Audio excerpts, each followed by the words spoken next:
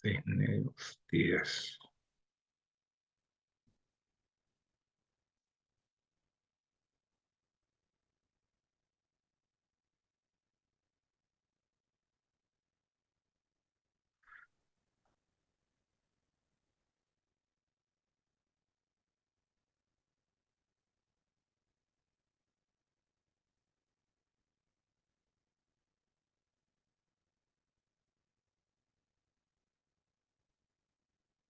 Tengo 16, 17, 19.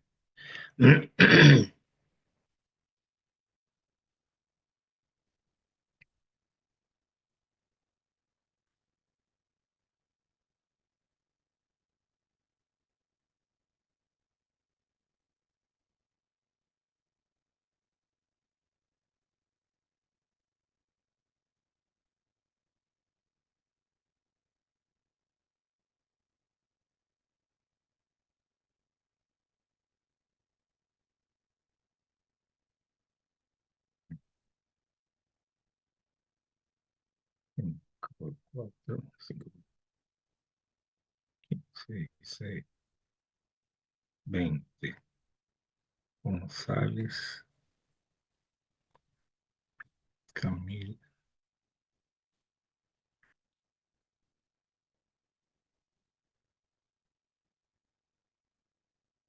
Mariana Barrios,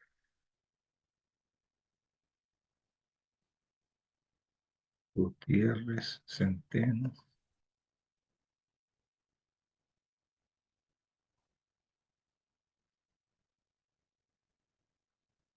Vila, Castillo,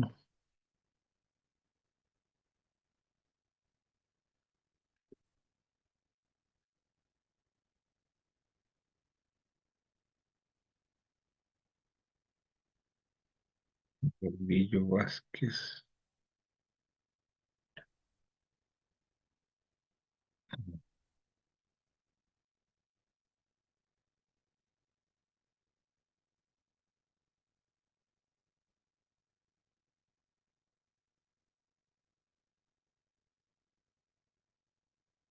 Cáceres, Marlinet,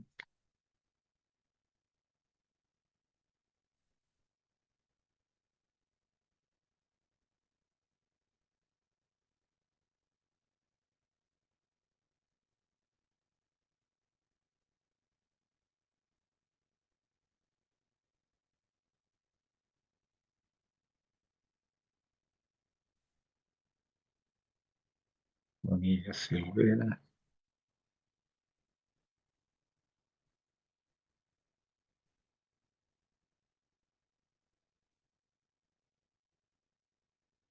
Montero Jiménez,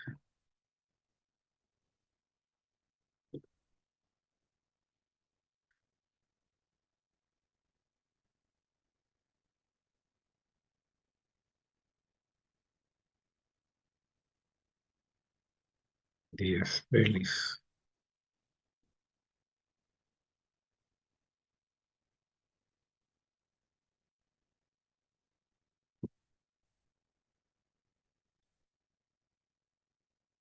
Herman Mendoza Vázquez,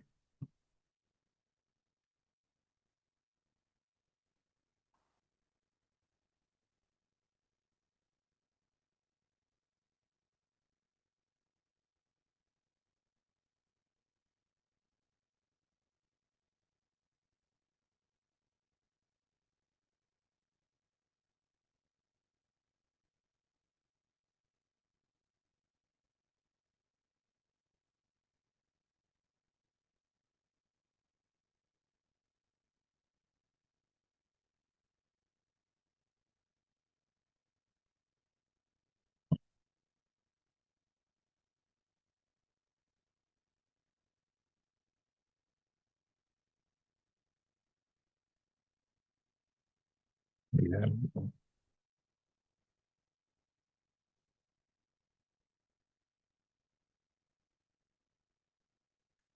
Buenas tardes a todos. Estoy terminando de anotar. Voy a nombrar los que no me aparecen por si acaso no los estoy visualizando. Escalona Wilmer, Wilmer Escalona,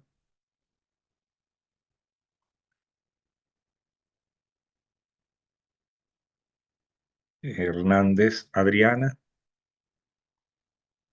Adriana Hernández,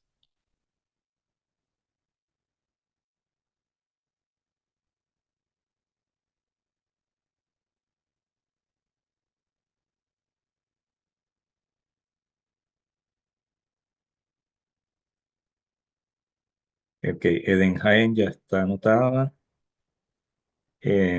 Sigo por aquí, Camila Lares, Lares Camila,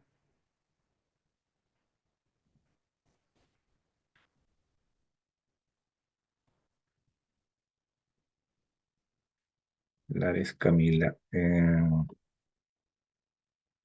Machado Diana, Diana Machado,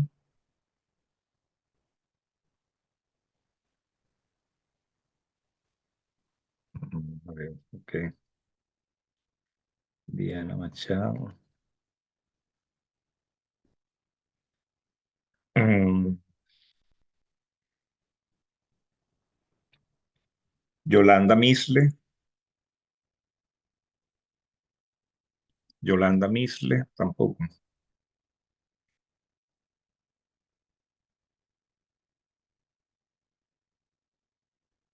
La Salazar Lana, Lana Salazar,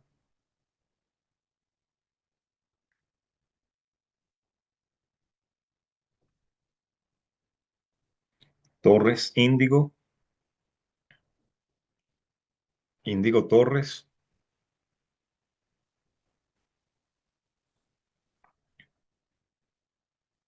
y Bárbara Villegas, Villegas Bárbara. Bueno, los que se anoten,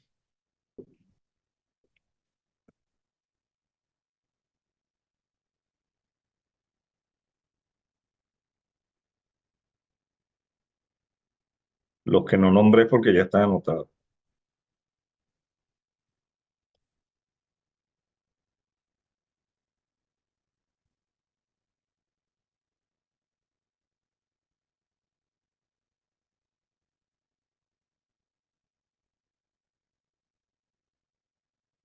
Yolanda Misle, a ver, creo que ya está anotada. Misle. No, ok, Yolanda, ya te anoté. Yolanda Misle. Ok.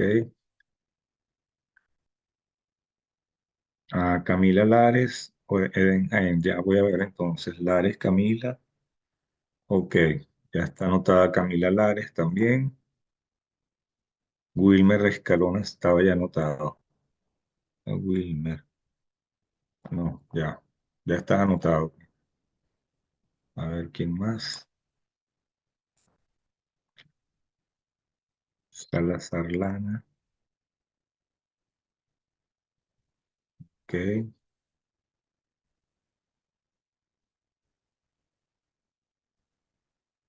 Mariana Barrios. Barrios ya estaba anotada. Ok, creo que están todos. Yolanda Misle ya está. Wilmer también. Y Bárbara también.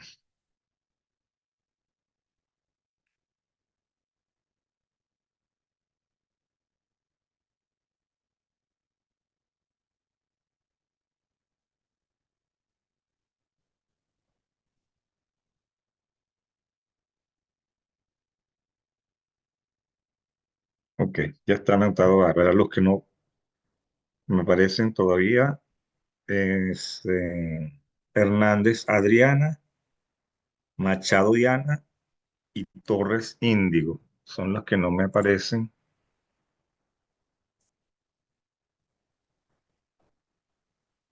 Diana, ok, ya vamos a anotar Machado Diana. Ok, ya está anotada Diana.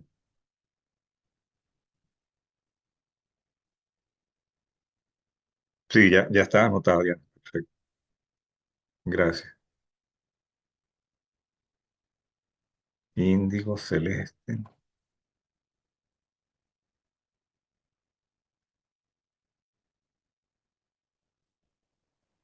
Torres. Ok. Sí, ya estás anotado también, Indio. Ok, perfecto. Bueno, solo queda alguien, pero no, que no aparece. Adriana Hernández, es la única que no me figura.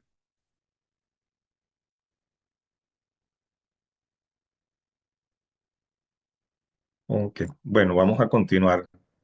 De los trabajos les mandaré en el transcurso, porque la verdad que son muchos y tengo que ir leyendo todos y luego volviendo a releer. Así que les enviaré, ya será para finales de la semana. Aprovechar que tenemos el puente, terminaré de enviarles ahí las apreciaciones o las correcciones para que puedan seguir avanzando para la segunda entrega. De todas maneras, la segunda entrega pueden ir trabajando ya porque la segunda entrega corresponde a la búsqueda de información.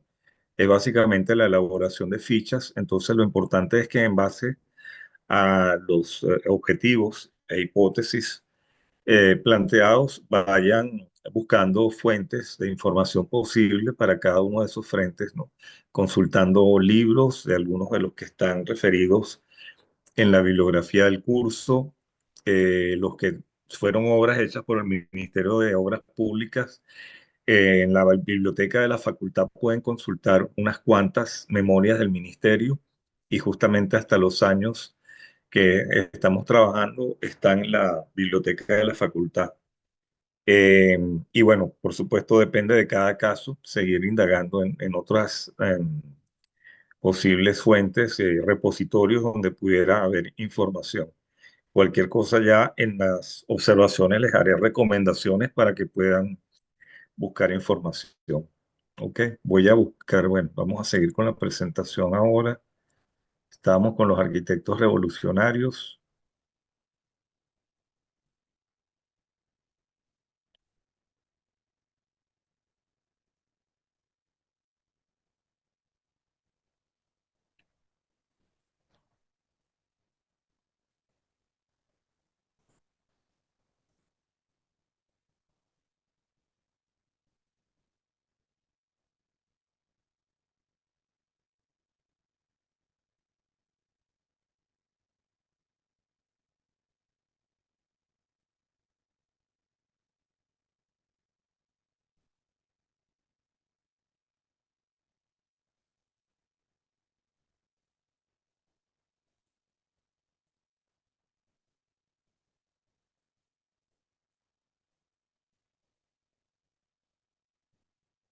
Ahí debería estarse viendo ya la presentación.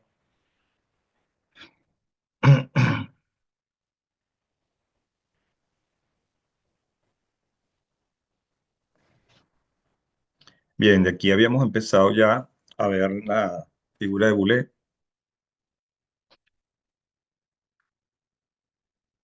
Ok, gracias, Kina.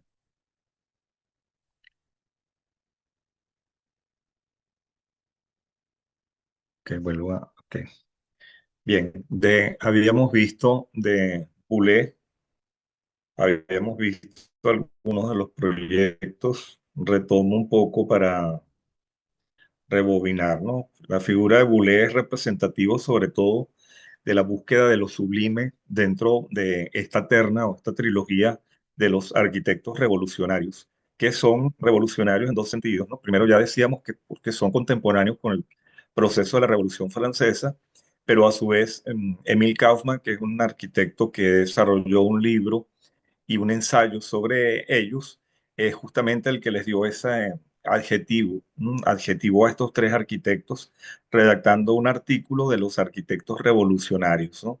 Emil Kaufman tiene un texto que está referido en la bibliografía del curso sobre la arquitectura justamente de la ilustración, pero luego desarrolló un ensayo separado, como una especie de desglose de allí, donde recopila a estos tres arquitectos, Poulet, Ledoux y Lequet, los trata justamente bajo ese epíteto de arquitectos revolucionarios. De alguna forma, estamos un poco basados en ese artículo de Emil Kaufman para el desarrollo de este capítulo, ¿no? De la asignatura, pues sí, este capítulo como tal. Dentro de las búsquedas de Boulez, era fundamental lo que les decía de la sublimación, ¿no? La búsqueda de lo sublime, que básicamente es derivado tanto del exceso de la escala y trabaja con contrastes de la escala humana, en donde las estructuras, los espacios son sumamente grandes y queda, digamos, la figura humana minimizada ante ello. Es por ello que habla de traspasar los límites y sublímites de la razón. Esa búsqueda de lo sublime lo trabaja a través de sensaciones. Eh, Uno de los rasgos también presente en las obras o en los proyectos, mejor dicho, porque en la mayoría realmente quedaron a nivel de propuestas o de proyectos de estos arquitectos revolucionarios, es que en los dibujos, generalmente son, obviamente, la mayoría en blanco y negro, en el caso de Boulez sobre todo, trabaja justamente con sensaciones de terror y de serenidad, el contraste entre el terror y la serenidad, logrado a través de los efectos de luces y sombras, contrastes de luces y sombras. El juego de lo inmenso, de la inmensidad visual, lo inconmensurable, es también otro rasgo que obviamente se asocia también o contribuye con esa búsqueda de lo sublime. De los tres arquitectos, Boulez es el que maneja mayormente formas puras, ¿no? La pureza geométrica que está referido ahí, y hay como una, digamos, austeridad en el uso de la ornamentación. Generalmente son recursos, digamos, basados en las formas clásicas, pero en el caso de Boulez minimiza el uso de la ornamentación, de manera que es más la fuerza de la forma y del volumen lo que tiene realmente mayor peso dentro de esas propuestas. Eso tiene que ver con lo que está ahí referido en el quinto punto, de donde dice vestigios de clasicismo amalgamados con nuevas formas. Luego, la audacia en el manejo de las formas convencionales, cuando recurre a formas convencionales, las maneja de una manera audaz o innovadora. Es decir, no busca replicar las formas simplemente clásicas de la antigüedad, sino a partir de los elementos que forman el lenguaje clásico, los reinterpreta de una manera innovadora como tal. Por ello viene lo último, que lo penúltimo, donde dice habilidad para conseguir combinaciones nuevas con elementos pretéritos, es decir, elementos del pasado. Los maneja de una manera innovadora. Y como dicen lo último, diseños vigorosos, más imponentes y originales que las estructuras romanas, a partir de una grandilocuente imitación de patrones griegos. Dentro de la tendencia, él se va o se vuelca más a referencias de los griegos. En otros casos más se van hacia lo romano. De Boulez ya habíamos visto un poco los proyectos más importantes de la arquitectura civil, que obviamente, como estamos hablando de la etapa de la Revolución Francesa, son proyectos que sobre todo se vuelcan a beneficiar a la sociedad. Son infraestructuras benéficas para una nueva sociedad, y esto tiene que ver justamente con las temáticas, ¿no? Busca elevar la cultura dentro de estos temas de la arquitectura civil, como veremos, y como ya habíamos de alguna manera repasado, lo que estamos es como retomando esto. Son temas muy asociados a funciones sociales, y le va a dar gran importancia a las propuestas de índole cultural. Muchas de estas propuestas no derivaban de un cliente, esto es importante señalarlo, salvo Ledoux, que sí trabajaba para la monarquía de manera directa. Boulez tuvo un proyecto que sí fue el Palacio del Elíseo, que es prácticamente lo único que se construyó de lo que él planeó, que es hoy en día, paradójicamente, es el Palacio Presidencial de Francia. Pero del resto, la mayor parte de sus propuestas quedaron en papel, como estamos viendo. Y muchas de estas propuestas, por eso, carecían de cliente. Eran más bien propuestas que él, digamos, iba formulando para contribuir justamente con ese cambio de paradigmas generados por la Revolución Francesa. Ahí tenemos, en este caso, el proyecto de la Ópera del Carrusel. Obviamente es un proyecto de una ópera, un conjunto cultural en el cual el edificio central es la ópera. Esta es la planta justamente de ese cuerpo cilíndrico, donde se reitera un poco lo que decimos de las formas puras.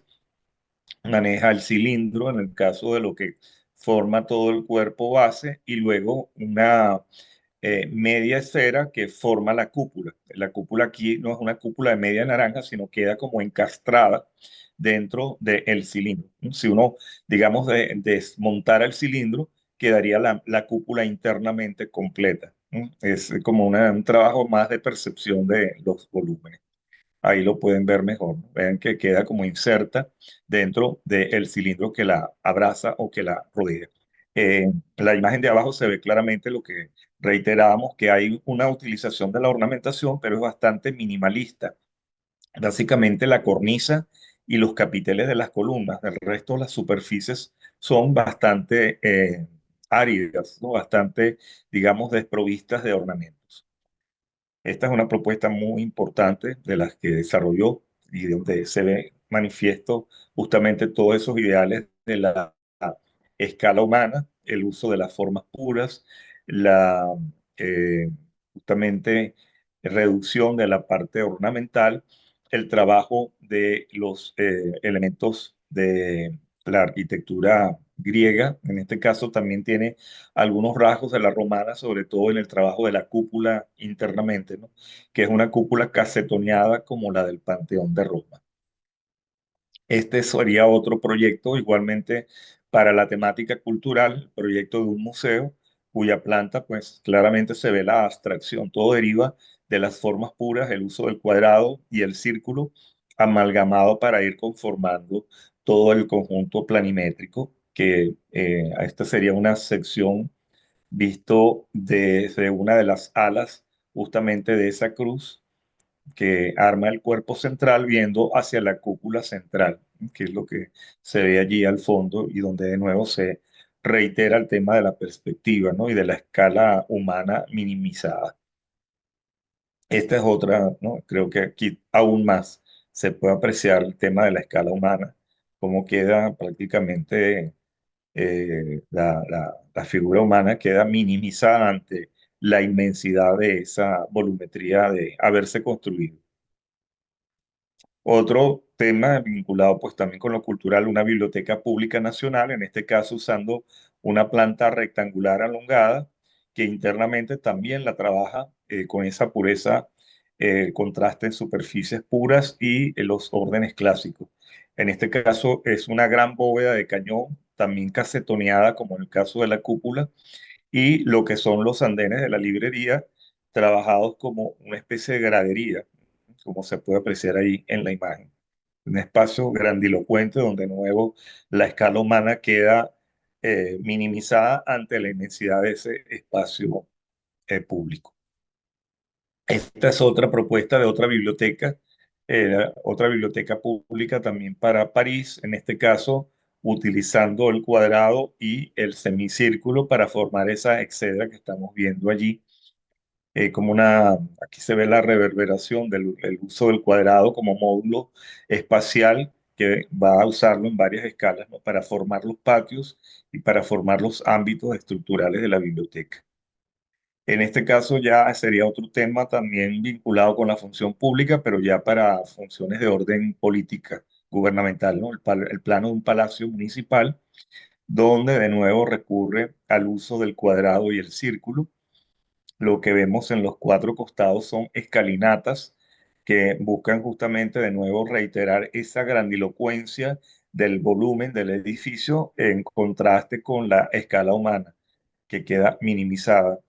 Este sería una sección o dos secciones, una por uno de los laterales y otra por el ámbito central de donde está la cúpula. Ahí pueden apreciar también los recursos constructivos, ¿no? Que muchos de las propuestas obviamente siguen recurriendo a los sistemas constructivos tradicionales y de allí pues que en base a las escalas propuestas, sobre todo en los dibujos de Boulez, por ello era casi irrealizable, ¿no? De todas maneras, es lógico porque tampoco es que había un cliente directamente detrás de esto, sino eran simplemente contribuciones de él para tratar de caracterizar cómo era su visión de la arquitectura que debía acompañar a esos nuevos tiempos de la ilustración.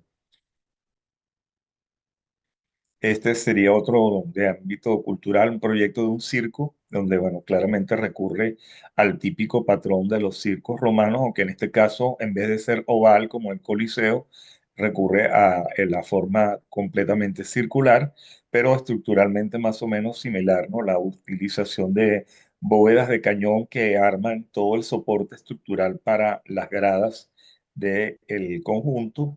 Y aquí podemos ver también un recurso que habíamos referido en la clase anterior, que era el trabajo de la tensión, ¿m?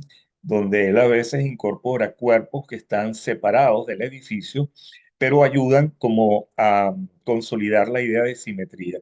En este caso, como es un círculo, digamos, en la nada, lo acompaña a esas torres que recuerdan un poco a la torre de Trajano, la columna de Trajano en Roma, que era una de las estructuras dentro del el foro del emperador Trajano. Y bueno, aquí claramente pues una alusión a un elemento icónico de la arquitectura romana usada aquí como recurso de manera duplicada para generar como una tensión y enmarcar lo que sería el eje de simetría del conjunto del circo. Ahí se ve de nuevo, en este caso es fachada, aquí ya visto como perspectiva, donde se aprecia un poco el tema de las bóvedas de cañón que también son casetoneadas. Vean que arriba, la parte superior del todo el anillo del circo, lo va trabajando con un ritmo secuencial, donde coloca unas columnatas, luego un muro ciego, columnatas, muro ciego. Esas líneas verticales que vemos en la parte de arriba son columnatas que busca generar como una logia en torno al volumen. También desarrolla la arquitectura militar. En este caso, es una etapa fundamental precisamente por todo el tema de la inestabilidad que se está dando a nivel político, y va entonces a hacer también propuestas para el control y defensa de la ciudad moderna, especie de fortificaciones, pero ya trabajadas con unos rasgos en los cuales combina elementos clásicos con algunas reminiscencias medievales, pero clasicizadas, ¿no? Es como que las reinterpreta con formas clásicas, ¿no? Aquí tenemos, de nuevo, son propuestas que no son realizadas nunca, nunca fueron realizadas, son puertas de guerra de entrada a la ciudad, ¿no? Claramente como las puertas que se adosaban a las murallas para controlar los accesos y obviamente generar como elementos donde se podía también localizar los grupos castrenses, ¿no? Los grupos militares. En este caso es una propuesta volumétrica muy interesante porque de nuevo conjuga varias formas, ¿no? Fíjense las bases del conjunto de la puerta realmente es como una doble T. Si lo analizáramos en planta, vean que hay como dos muros que están en un primer plano y luego se retranquea lo demás. Esto se reitera o se replica hacia la parte posterior. Por lo tanto, es como que cada lateral arma como una T, y una T con la otra se enlazan con ese cuerpo central que vemos horadado por esos tres minúsculos arcos en la parte de arriba, y luego formando por la parte inferior justamente la gran puerta de entrada, trabajada como un arco de medio punto, pero de manera muy singular, porque no desarrolla el arco a la manera romana, sino es simplemente el medio círculo superpuesto sobre esos podios que derivan justamente de unas pirámides truncadas, ¿no? O sea, los basamentos, vean que son realmente unos basamentos troncopiramidales truncados sobre los cuales se superpone todo ese conjunto volumétrico que arma los prismas en forma de T. Y este ejemplo de proyecto es un claro representante del trabajo de la reverberación, ¿no? Ahí podemos ver cómo trabaja el arco de medio punto en tres escalas distintas: del gran arco que arma la puerta, los otros menores que están en las bases de cada lado de la estructura, y luego los minúsculos que son como esa especie de miradores en la parte superior del gran arco. O sea, tres escalas de un mismo componente. Claramente sería un representante de ese tema de la reverberación que habíamos dicho, que va a ser también como una de las estrategias de diseño de estos arquitectos revolucionarios. Esta es otra ya más conservadora, trabajada como un gran arco triunfal, pero de nuevo fíjense que no reitera o no acude al arco de medio punto tradicional, ¿no? Que generalmente no es simplemente la curva, sino tiene unas partes verticales que generalmente replican la altura o el radio, mejor dicho, del círculo. En este caso es una proporción menor, es casi que, no, digamos que es una irreverencia un poco a los patrones de la arquitectura clásica. Como decíamos, justamente recurre, ahí es otro ejemplo donde podemos ver que recurre a elementos de lo clásico antiguo, pero trabajados de una manera novedosa, no es simplemente una copia fiel de aquello. Y ahí se puede ver también el tema de las puertas laterales, en ese caso coronadas por unos grupos escultóricos, además de las cuadrigas en la parte superior como elementos ornamentales, ¿no? Propuesta obviamente también utópica, que nunca se llegó a materializar, pero nos permite también apreciar pues esas innovaciones que trabaja inclusive con un elemento bastante sencillo como sería esta puerta de entrada.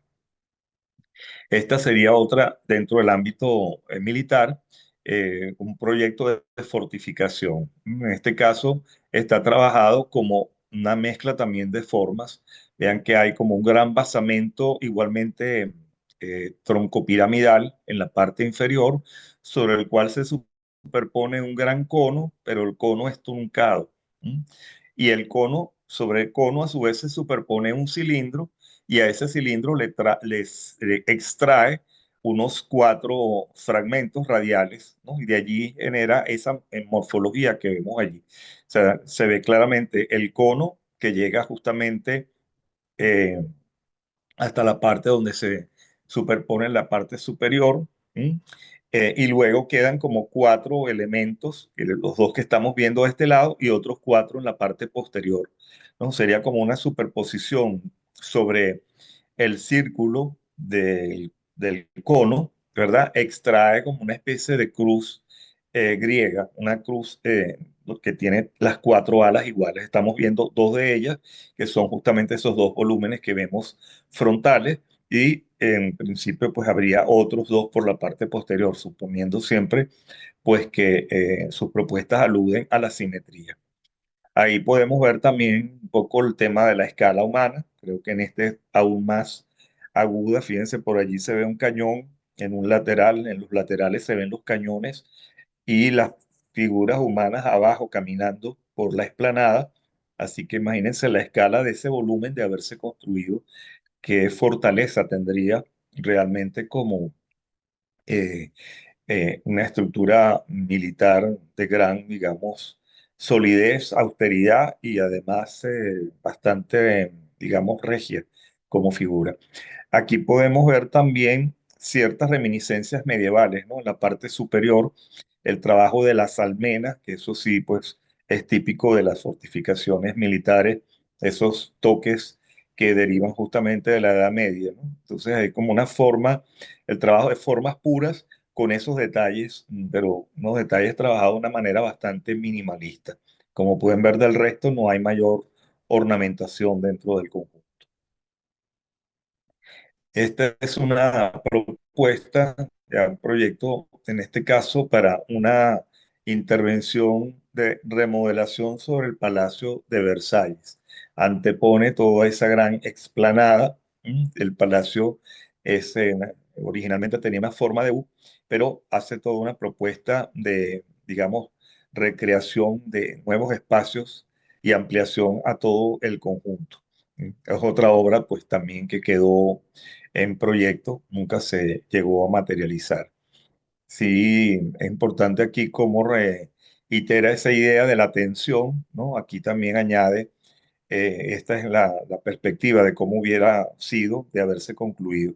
Le cambiaba totalmente la faz a nivel, digamos, de los volúmenes, mantenía un poco los volúmenes preexistentes, pero cambiaba notablemente el estilo, ¿no? Ahí pueden ver que las dos alas del palacio, que arman como una gran U, las trabajaría remodelando la fachada para darle un carácter clásico, como se puede ver allí, incorporando esos frontispicios de cada lado. Y además aquí de nuevo recurre al recurso de la tensión, ¿no? Vean que de nuevo están en, como en un primer plano dos torres a la manera de la torre o columna de Trajano, ¿m? Como de nuevo tratando de generar el marco, ¿no? Es como una intención de enmarcar lo que quiere enfatizar, ¿no? A través de esos dos recursos que están totalmente separados, crea una perspectiva, ¿no? Enmarca la perspectiva del fondo de todo el conjunto. Y bueno, el resto es una propuesta de reforma más estilística, ¿no? Incorporando esos detalles y transformando, por supuesto, la fachada. También dentro de la arquitectura religiosa va a hacer algunas propuestas donde de nuevo se va a reiterar el carácter laico e innovador, ¿no? En este caso es una propuesta de una basílica o iglesia, pero fíjense que en vez de recurrir a las típicas plantas en forma de cruz latina, ¿m? En forma de cruz latina, donde está el crucero y el eje mayor tiene mayor longitud, que era la típica planta de las iglesias medievales y luego retomadas en el barroco. Aquí utiliza la cruz griega, que tiene las cuatro alas exactamente iguales, exaltando aquí el altar justamente en el punto central. Es una visión más como de un templo universal, ¿no? No más que una religión en particular. Y esto tiene que ver un poco con la postura laica que se desencadena en la Revolución Francesa, porque obviamente como la Revolución Francesa estalla contra el barroco, por eso se desmonta incluso en el ámbito religioso los patrones de plantas que se habían solido venir usando dentro del barroco, que el barroco justamente, como recordarán ustedes de haberlo visto en Historia 2, el Concilio de Trento impuso el usar la planta en forma de cruz latina como patrón, ¿no? Y del cual la iglesia del Jesús de Roma, la iglesia de los jesuitas, fue el patrón o modelo que mayormente se utilizó. Aquí, como ven, son cuatro alas totalmente iguales. Todos esos puntos que ven son columnatas, ¿m? Es decir, que tendría cuatro accesos absolutamente idénticos. Ni siquiera hay uno jerárquicamente mayor o importante que otro. Los cuatro son iguales y justamente lo que se exalta aquí no es el punto focal de la perspectiva, sino el punto central, como ven allí, que sería en donde se emplazaría una especie de altar universal. Y esta planta corresponde a estos esquemas en fachada y en sección. Es decir, este punto central que ven allí se coronaría por ese gran elemento cupuliforme que se va además escalonando sobre dos cilindros, también con columnatas, un poco a la manera del Panteón de París, y como ven todas las columnatas que arman los cuatro pórticos típicos a la manera de los pórticos del Partenón, más luego otras columnatas que arman en L las alas laterales, ¿no? Que son las que estamos viendo aquí, ¿no? Vean que arma como unas Ls de columnas más las grandes columnatas que forman los elementos de los pórticos de ingreso. Y se ve en la sección también, fíjense que la propuesta de la sección es como un gran espacio coronado por esa gran cúpula. La cúpula tiene además doble cúpula, una cúpula trabajada internamente como ven ahí, como recreando una especie de obra pictórica que debería haber tenido, más luego la estructura de lo que realmente es la cubierta trabajada y como una especie de cercha. Y ahí se va como preanunciando un poco la idea de las estructuras en forma de armadura que, aunque originalmente se hacían en madera, progresivamente en este siglo, como se va a ir incorporando el hierro y el acero, pues esta obra hubiese sido perfectamente viable haberla construido. Aquí las vemos de nuevo en la sección de arriba y la parte de abajo vista en perspectiva, ¿no? Donde se ve claramente que los dos pórticos son idénticos, más la L estructurada por las columnas. Aquí también recurre a la tensión con una especie de hogueras, vean que están en los extremos, en todos los extremos hay, que se ven aquí en la planta, esos pequeños círculos que están en las esquinas, donde hay una escalinata, en donde rematan en todos los extremos unas líneas, son escalinatas, y hay como unos elementos circulares de cada lado.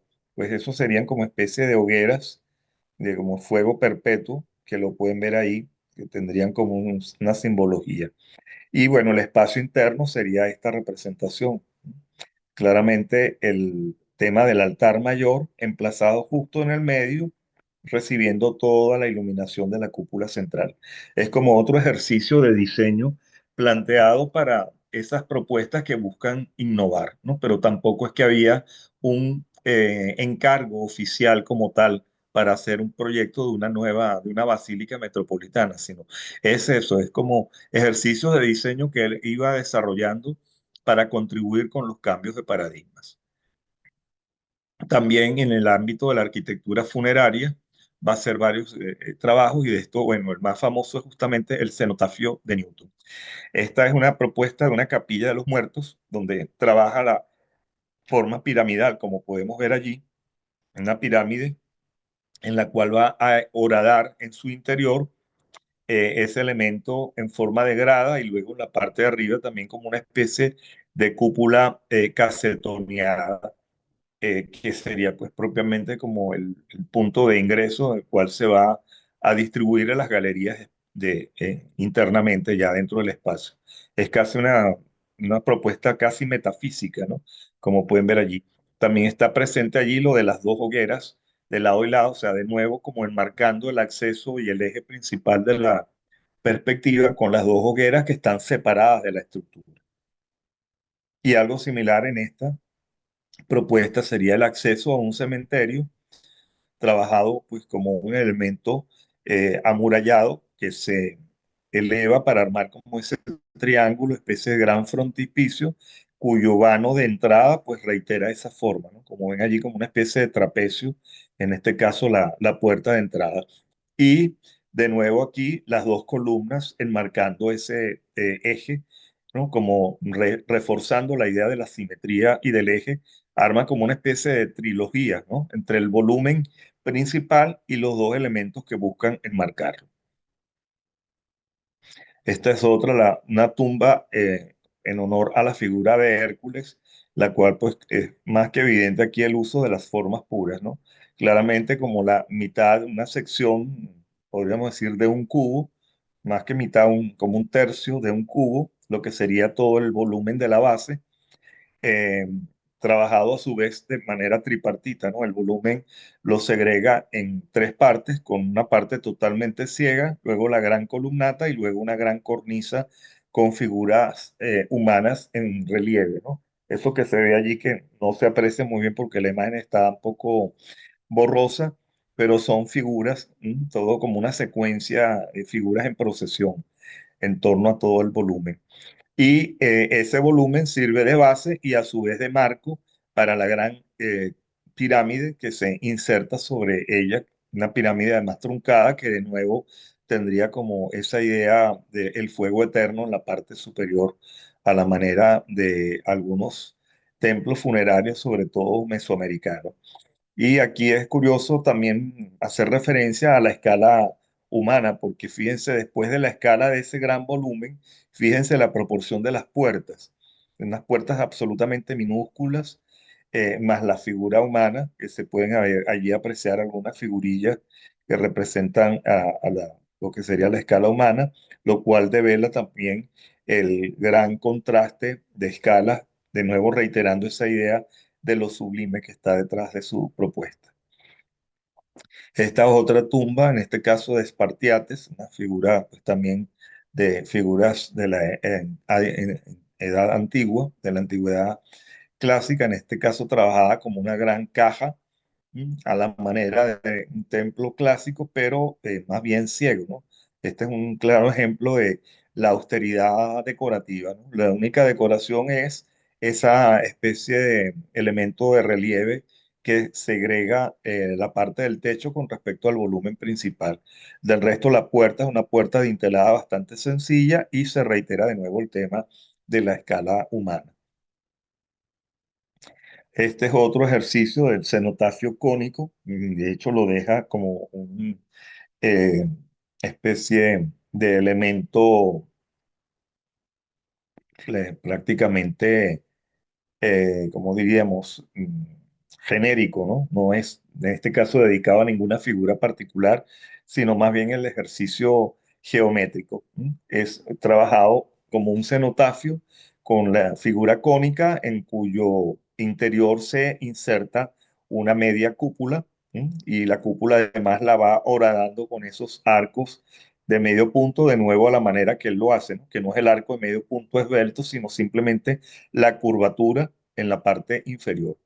Y bueno, serían como dos estructuras, ¿no? La concha que arma como el elemento ceremonial monumental, y el otro que arma realmente el espacio habitable por debajo. Sería como una especie de plafón, en este caso la cúpula, y además lo superpone sobre esa secuencia de cilindros, como ven allí, donde juega con elementos de mampostería y luego elementos vegetales, ¿no? Eso que ven, que no se detalla también muy bien por la imagen, son cipreses, ¿no? Son como anillos de cipreses que van formando terrazas en torno al elemento del cono, ¿no? Al volumen construido del cono, ¿no? Serían como dos especie de escalones que rodean todo el basamento con cipreses. Sería una figura bastante hermosa desde el punto de vista paisajístico de haberse materializado como tal.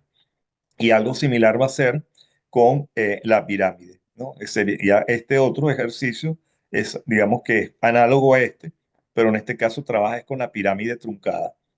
¿Mm? Vean que la pirámide la trabaja a la manera también como creando como unas pequeñas escalinatas que la van circundando, y vista la sección, vean que tendría algunos eh, horadaciones, ¿no? Sobre la superficie como para de alguna manera penetrar algún tipo de iluminación. Ahí se ve también la idea de la tensión de nuevo, la pirámide enmarcada entre cuatro obeliscos. En este caso no serían columnas, sino cuatro obeliscos. Dos en el primer plano y dos que se ven allá al fondo, que emergen en la parte posterior, ¿no? O sea que más o menos, digamos que acompañando cada una de las esquinas de la pirámide como tal. Ahí lo pueden ver, ¿no? En cómo va trabajando como escaleras que las van circundando, y luego tiene como unos, digamos, vacíos o vanos de forma triangular, ¿no? Y aquí plantea inclusive irla reiterando, ¿no? Como un ejercicio justamente de pensar nuevas formas de enterramiento, aquí inspirado un poco en a la manera egipcia. En este caso es también visible el tema de la reverberación que se puede apreciar ahí, ¿no? Vean que el vano de abajo, cómo va decreciendo, ¿no? Va decreciendo el vano, uno mayor en la parte justamente del basamento, y así sucesivamente va decreciendo hasta llegar a la cúspide de la pirámide. Y bueno, esta es quizá la más emblemática de sus propuestas funerarias, el cenotafio de Isaac Newton, que también es una obra no construida, es también otro proyecto fallido. En este caso, tiene, digamos, rasgos comunes, ¿no?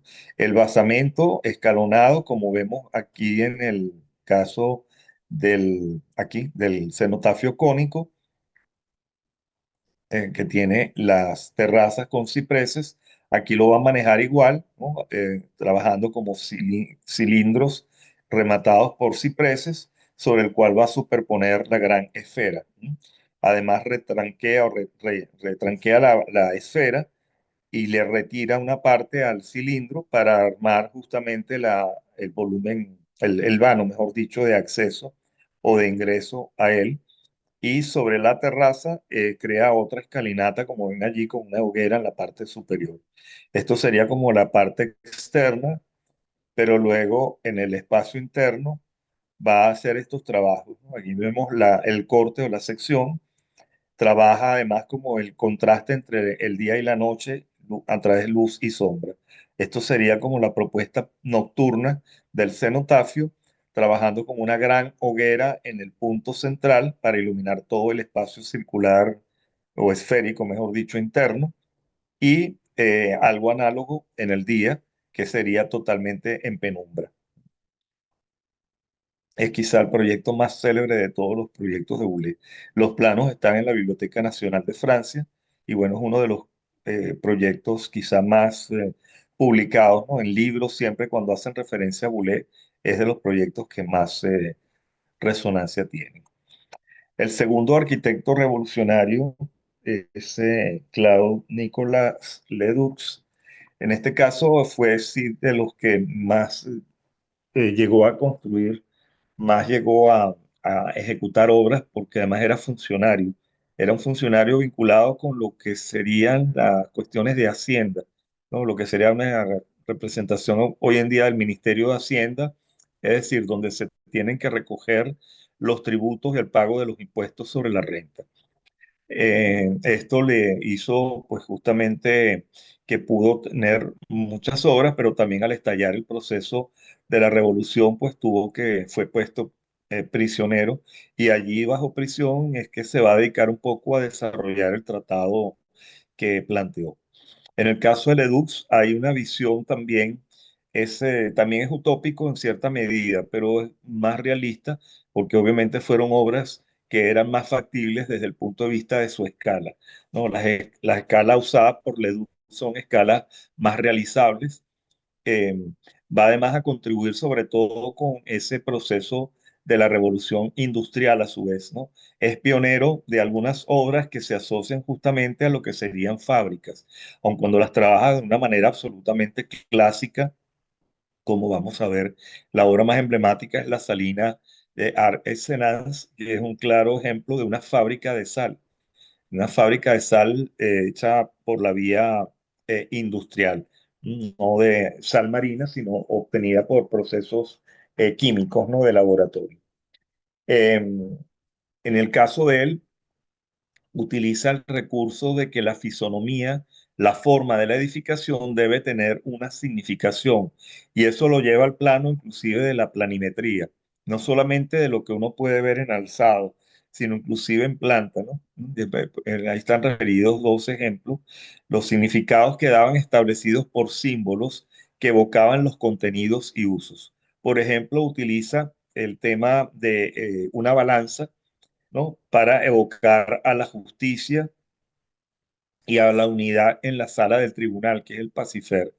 Utiliza también el isomorfismo al emplear una forma fálica en una estructura que estaba dedicada a el control del libertinaje, ¿no? Para corregir la saciedad sexual, que fue el proyecto de Loiquema. Esos dos proyectos sí son propuestas absolutamente utópicas, también como las que desarrolló Boulez, ¿no? Las deja también, son a nivel de dibujo y tienen que ver también con esas ideas. Fíjense que en ambos casos están asociados a los ideales de cambio de esta etapa de la Revolución Francesa, ¿no? El primero vinculado con la paz y la justicia, el segundo, un tema de orden de educación social, ¿no? Para un poco controlar los aspectos de libertinaje que dominaban durante la etapa del barroco. Él también va a abordar diversas temáticas dentro de las propuestas.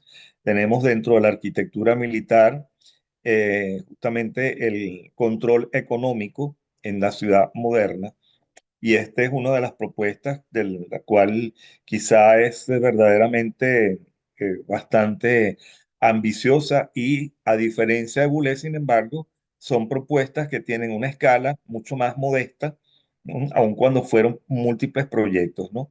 Esta es las Barrieres de París, que son puertas de entrada, así como lo vimos en el caso de Boulez, aquí son igualmente puertas de ingreso a la ciudad, pero que además tenían una doble función, porque no eran solamente unas puertas ornamentales, sino eran realmente edificios que serían el equivalente a lo que hoy en día es una aduana. Es decir, era una puerta simbólica de ingreso a la ciudad, pero era además donde se desempeñaban, se desarrollaban las funciones de aduana, es decir, de controlar el acceso de los que vienen de afuera, de los que son, digamos, extranjeros, inclusive dentro del mismo país, ¿no? Es decir, los que vienen de otra ciudad, porque además para poder ingresar a la ciudad había que pagar peaje, ¿no? Lo que hoy en día se mantiene en las autopistas nuestras.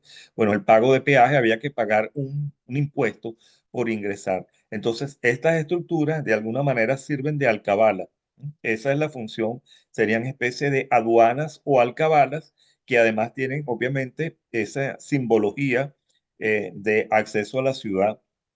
Son estructuras que no son simplemente una cosa administrativa, sino tienen, como ven, una estética basada justamente en el lenguaje clásico.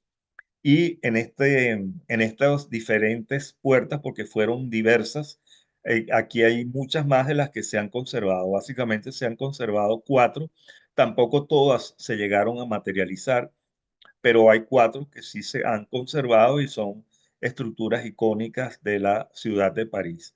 Y que en el caso de las propuestas de Ledoux, perdón, recurre tanto a las asociaciones con la antigüedad clásica en algunas, como a el Renacimiento en otras. Es decir, en ambos casos al lenguaje clásico, pero hay estructuras que más se podríamos asociar a referentes renacentistas. Por ejemplo, vamos a ver una que se parece un poco a la Villa Rotonda de Andrea Palladio, que es la primera que vemos allí en la segunda estampa. En otros casos, como ven allí también, una que sí se llega a construir, la que tiene las dos columnas y dos pequeños pabellones de cada lado, también es otra de las que llegaron a construir. Bueno, vamos a ver, estos son los planos del catálogo de todas las puertas que desarrolló. Esta es justamente la de las columnas, la llamada barrera del trono.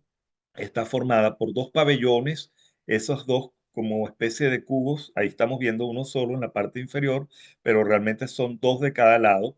Y después vienen las dos columnas, que es lo que estamos viendo, que justamente forman digamos, o enmarcan la vía de acceso de entrada a la ciudad.